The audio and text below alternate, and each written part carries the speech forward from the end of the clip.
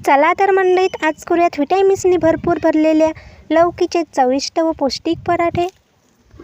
इथे मी एक लौकी घेतली, लौकीला स्वच्छ धुवून घेतलं, धुतल्यानंतर साल काढून घेतली, साल काढल्यानंतर छान किस्त करून घेतलेले आहेत। हिरवी मिरचीचं वाटण तयार करायचं आहे, 5 ते 6 हिरवी मिरची, लसूण पाकळ्या 4 ते 5, कोथिंबीर, अर्धा चम्मच जिरं, छान मिक्सरला बारीक तयार करून घ्यायचं आहे वाटण। लौकीच्या किसामध्ये 1 चम्मच लाल तिखट, 2 चम्मच धनी पावडर, अर्धा चम्मच हळद, चाट मसाला 1 चम्मच, चवीपुरते मीठ, चाट मसाला नसेल तर आमचूरसुद्धा घेऊ शकता, 2 चम्मच तीळ घेतले, 2 चम्मच लसूण जिरे मिरचीची पेस्ट, अर्धा वाटी बेसन, 1 चम्मच ओवा क्रश केलेला।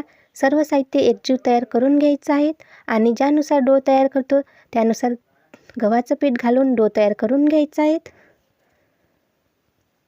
जितकं गव्हाचं पीठ हवं आहे तितकं छान गव्हाचं पीठ घालून छान डो तयार करून घेतलेला आहे आणि आता गोल आकारामध्ये, त्रिकोणीमध्ये, कोणत्याही आकारामध्ये पराठा लाटून घ्यायचा आहे आणि 1 चम्मच तेल घालून आलटून पलटून छान शेकून घ्यायचं आहे।